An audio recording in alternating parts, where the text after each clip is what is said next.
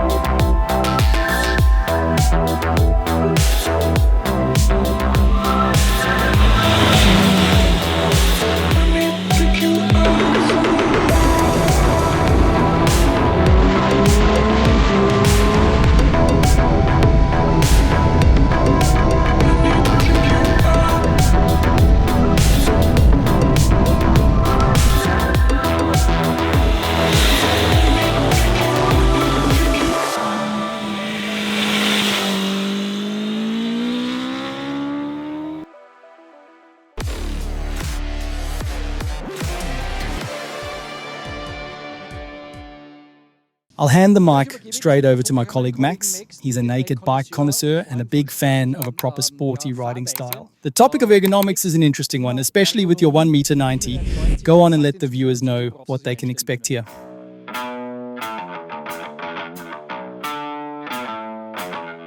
When it comes to ergonomics, both of these bikes are definitely on the sportier end of the naked bike spectrum. And with my 1.90 m height, I often run into the challenge of trying to tuck my long legs onto the foot pegs and around the tank. I'd like to show you what that looks like with a quick seating demo. Let's start with the BMW. On this one, I really have to bend my legs quite a lot, meaning I end up with a very sharp, sporty knee angle. The foot pegs are set high, which gives me loads of cornering clearance, great for the racetrack, but on a longer ride, that would be pretty uncomfortable for me. That said, out on the circuit, when you're really giving it the beans, it works brilliantly. I get a good grip on the tank with my knees and enough lean angle to push hard. When I reach forward to grab this flat, stylish handlebar, I can put a lot of pressure on the front wheel and really feel in control of it. The handlebar has a comfortable width, definitely not the widest out there, but it works really well. And this forward-leaning riding position gives you a good sense of control and a great view ahead. When it comes to movement in the corners, you've got plenty of room to shift around, and I've got to say, it's a really nice, sporty seating position. On the Triumph, though, it's a bit more relaxed in terms of the knee angle. That's where it gets a bit more comfortable. You might even be able to see it. It just feels more open for someone my size. And something I noticed straight away on the Triumph, the whole bike feels slimmer overall. I can keep my legs much closer to the bike. I also think the lower part of the bike has a narrower waistline, which lets me tuck my legs in more tightly. I really like that, and I reckon it's also one of the reasons why the Triumph offers such excellent cornering clearance.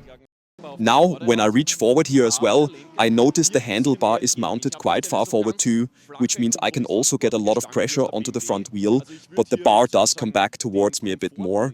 It's not as flat and uncompromisingly sporty as the one on the BMW. I'd say the comfort and ergonomics point goes to the Triumph, because for me it's the more versatile bike. I'm still in a sporty position, but it feels like I could ride this one more comfortably on a longer trip.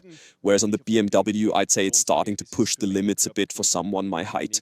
Also, the handlebar on the Triumph is a proper chunky bit of kit, noticeably wider than the one on the BMW. And I have to say that really helps when you're steering the bike. You can really throw it into a corner in a proper sporty way, and I'm a big fan of that.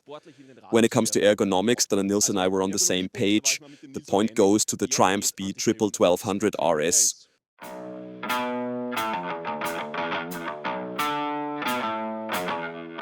Now it's my turn, and I've got the honor of talking about these two powerhouses.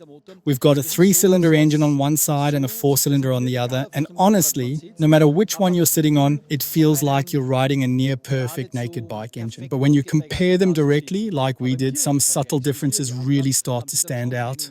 One thing's for sure, the 4-cylinder engine in the BMW, where it really should have shone the brightest, in terms of smoothness, precision and finesse, actually falls a bit short. There's a noticeable level of vibration. They've definitely tried to isolate some of that with vibration damping measures, and there are big bar end weights fitted too.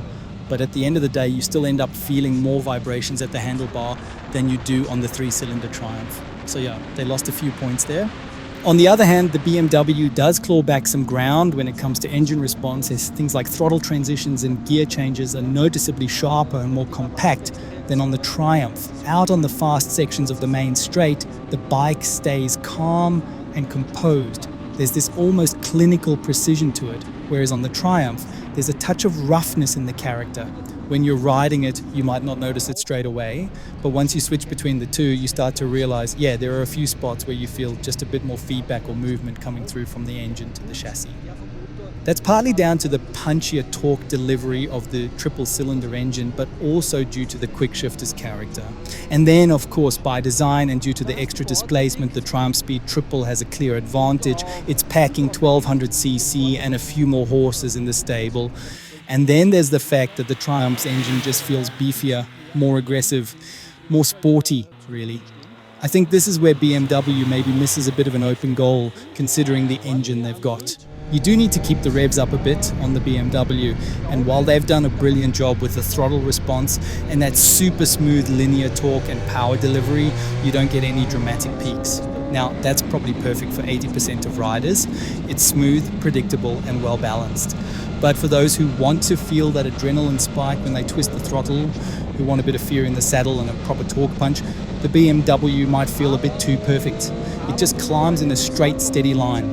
There's less power down low, more up top, but never anything explosive. And that might leave some of the more hardcore naked bike fans wanting a bit more drama, something they will find here on the Triumph, even though it too is very well set up overall.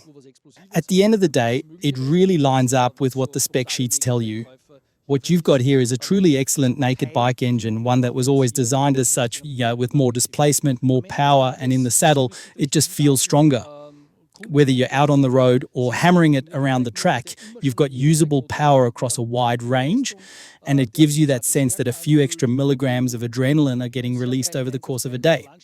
On the other hand, 4-cylinder fans will absolutely be satisfied with this one too, no question, even if it doesn't deliver quite the same dramatic burst of power you'd expect from the S1000R, because that one, especially up top, can really pull hard and has a bit more of that punchy torque and power surge. So yeah, when it comes down to my score at the end, I've got a slight edge towards one. Not that either is a letdown, obviously, but if I had to hand over the win in the engine category, it'd go to the Triumph.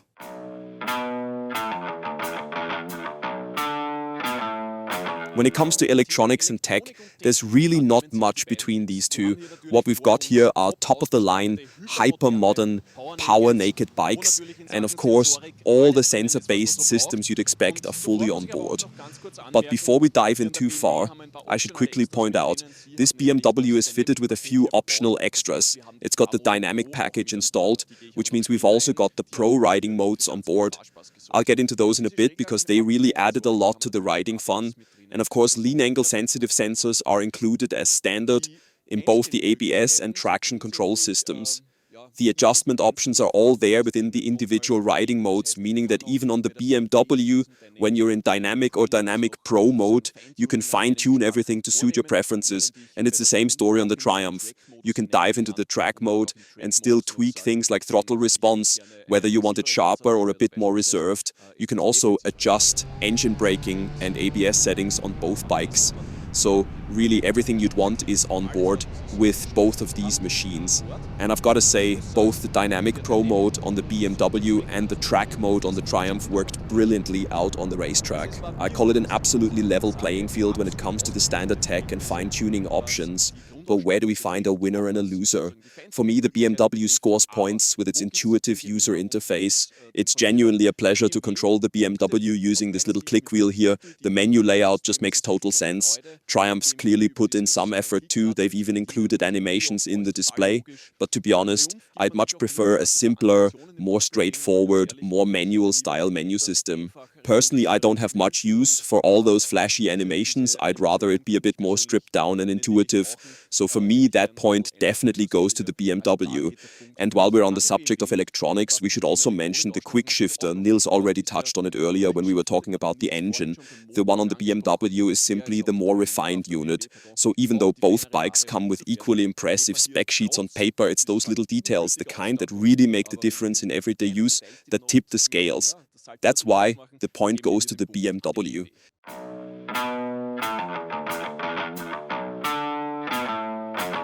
All right, now it's time to talk about the suspension. And I've got to say, this one's actually a really tricky subject, because here's the thing. You head out on the BMW and straight away, you've got a seriously good package. You've got these lightweight forged wheels, a solid suspension setup, and it all just clicks. The handling feels great. You've got confidence in the front end. You can feel what it's doing. And yeah, here and there you might get the odd knock through the bars, but nothing dramatic. Nothing that stops you from really getting on the throttle. You get off thinking, that's a fantastic naked bike, great chassis, can't fault it. There's no reason to criticize it at that point. And then comes the moment you hop on the Triumph. You see the gold Öhlins bits and think, all right, no need to bow down just because it says Öhlins on it. But then you ride it and then suddenly you're wondering, wait a minute, where's that bump gone? What happened to that crack in the tarmac? I could still feel through the bars on the BMW. It's like the road has completely changed. Honestly, it's eerie how well Triumph and Öhlins, or Öhlins and Triumph, have managed to filter out those bumps, rough patches and problem areas in the tarmac. And they've done it without making the suspension feel sterile or disconnected. It still feels like proper suspension, it still dampens, but it does so with such finesse. The real difference, I'd say, shows up especially in what you might call the high and low speed damping zones, particularly in that high speed range where you're dealing with the initial small impacts, those first few millimeters of fork travel. That's where the Triumph feels like the more refined bit of kit, and that's simply a matter of cost. When it comes to the chassis, this isn't some kind of mystical touch from Triumph or years of setup voodoo, it's just down to the hardware. I'd estimate the suspension on the Triumph cost the manufacturer 1,000, maybe 1,500 euros more to fit. Easily $1,000 more at least. This is the best you can get on the market, the 3.0 version of the Öhlins Smart EC system. And that's the beauty of it. There's a huge amount of experience baked into the system, but at the same time, it's something experienced riders can really take full advantage of. That's also where I'd say the Triumph offers a lot more potential when it comes to suspension tuning via the electronic interface. Sure, on the BMW you can switch between the different riding modes, and yes, that adjusts the valves and the damping characteristics a bit. But on the Triumph you can go far deeper. You can actually fine-tune the suspension for different phases of cornering. You've got way more control, way more sensitivity, and a far broader range of adjustment. You can make it much stiffer or much softer. The range is just wider. So in terms of suspension, I'd say this is where the biggest difference between the two bikes lies. But again, hop on a BMW for a test ride and you'll still be thinking, this is a brilliant motorcycle. I don't really need anything more. That feeling of this is better only really hits you once you've done the test ride. And I've got to say, for some people, it might actually be a bit too much of a good thing. If you're not a hardcore connoisseur, you probably won't even make full use of all those fine adjustments.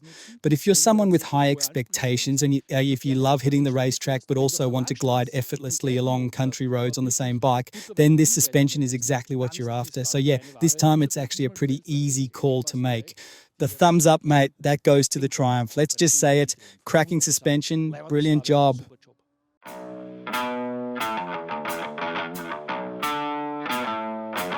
Right, let's dive into one of the biggest talking points on the track, handling. And maybe it's worth starting off by saying this.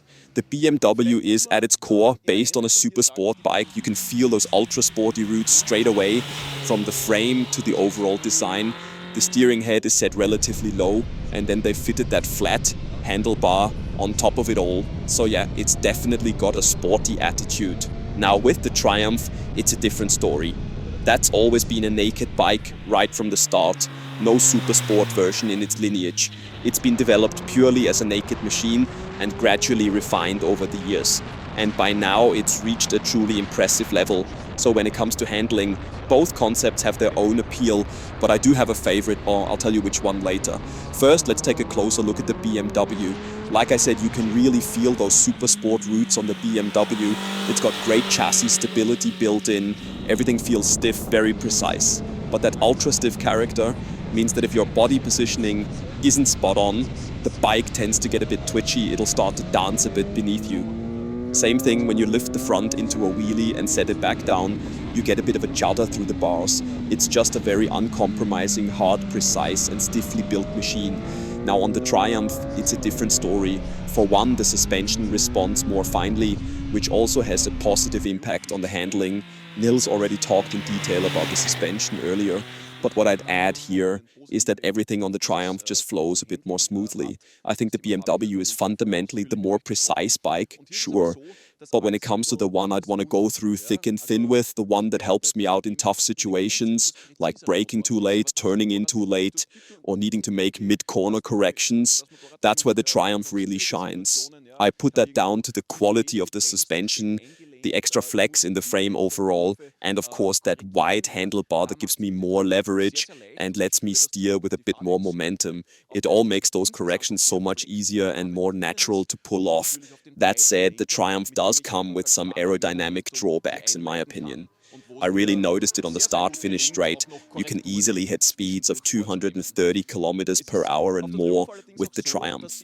And once you're over 200, that's when you start to feel it. A bit of a wobble creeps in, a slight weaving motion. I chatted with Nils about it as well, and he had exactly the same observation. What stood out to both of us was that in the corners, the Triumph is rock solid, absolutely planted. You can rely on it completely. Like I said before, if you need to adjust your line mid-corner, you can do that really well thanks to the wide handlebars, no problem at all. But once the speed really ramps up, that's when the BMW starts to shine. On the start-finish straight, it holds its line with absolute precision. Doesn't matter what you do on the bike, move around, shift your weight, it just stays locked in, tracking dead straight. So yeah, in that absolute high-speed range, the Triumph has to concede a bit. As you've probably noticed by now, this is an incredibly tight contest. But I've got to say, I'm giving this point to the Triumph. It's the bike I'm faster on, though I do need a bit of time to dial myself into it. I reckon a lot of riders, maybe especially those with less racetrack experience, might hop on the BMW and feel like everything just makes a bit more sense. The precision, the stiffness, that whole super sport DNA, it probably gives a bit more confidence straight away. But when I look at the full picture, the suspension, the handlebar, the riding position, all those little elements we've just talked about, they come together just enough for me to say the Triumph edges it. Really close, just by a hair, but the point goes to the Triumph.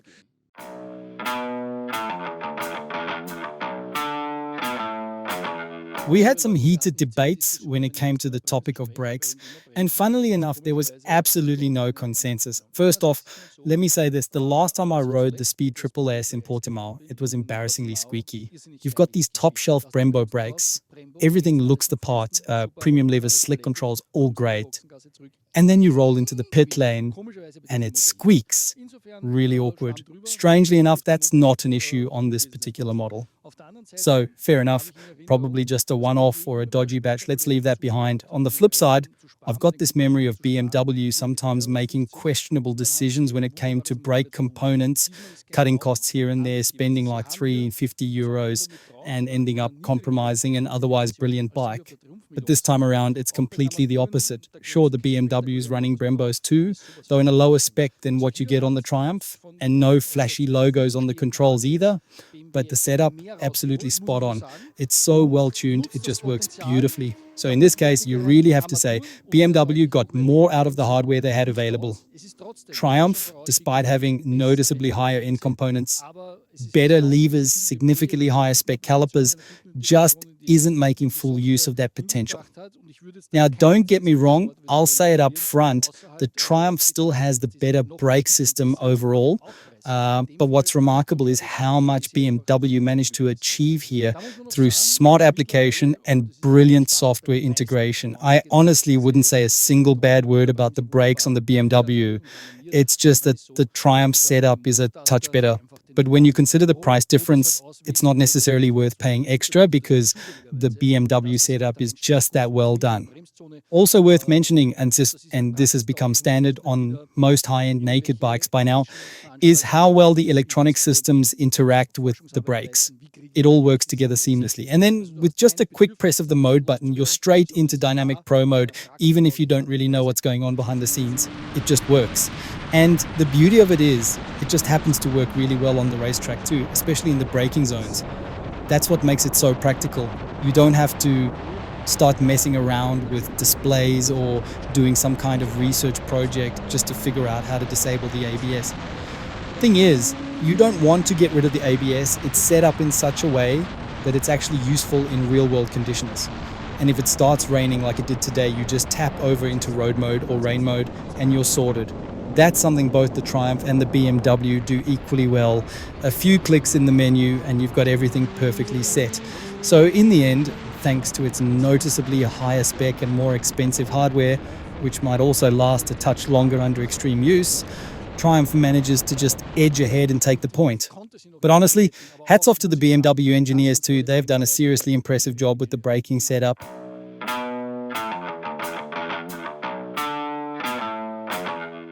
Time for a conclusion. It's been an intense and absolutely brilliant day out here on the racetrack during our 1000 PS Bridgestone track days, and both of these bikes gave us an incredible amount of fun. But as you've seen throughout this video, there are clear moments where one starts to pull ahead in certain areas. Sometimes it's incredibly close, and other times there's a more obvious winner. And now I'd like to wrap things up by sharing a bit of personal reflection on how the day went for me. Also, just a quick note on pricing. You might have noticed we deliberately left that out of the comparison earlier, and that's because, well, it's an important context on its own. With the BMW, for example, you've got a much lower entry point. In Germany, pricing starts from 16,299 euros, which is significantly more accessible than the Triumph. But of course, as many of you know all too well, once you dive into the BMW configurator, it's very easy to start adding on some tasty extras. In our case, we've got the forged wheel set fitted, the Akrapovic exhaust, the dynamic package with electronic suspension, and the pro riding modes. Then there are the heated grips and cruise control, not exactly track essentials, but yeah, they're there. And once you've ticked all those boxes, you're suddenly looking at a price tag of 24 or even 25,000 euros in the configurator. Meanwhile, the Triumph already comes with a lot of this stuff as standard.